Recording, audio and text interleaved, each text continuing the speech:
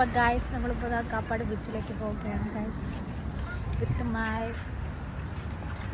ഇവിടെ ticket charge അഡൽസിന് 25 കിഡ്സിന് 15 ആണ്. പക്ഷെ നമ്മൾ വന്നപ്പം സ്റ്റാഫ് പറയുന്നത് കിഡ്സിനും 25 വേണമെന്നാണ്. അതെന്താണെന്ന് അറിയില്ല. നമ്മളിപ്പോൾ ഉള്ളത് കാപ്പാട് ബീച്ചിലാണ്. ഇവിടെ ഫിഷ് സ്പാ ഒക്കെ ഉണ്ട് കേട്ടോ. ആർക്കെങ്കിലും താല്പര്യമുള്ളവർ ഉണ്ടെങ്കിൽ കാപ്പാട് ബീച്ചിലേക്ക് വരേണ്ടതാണ്. എസ്പെഷ്യലി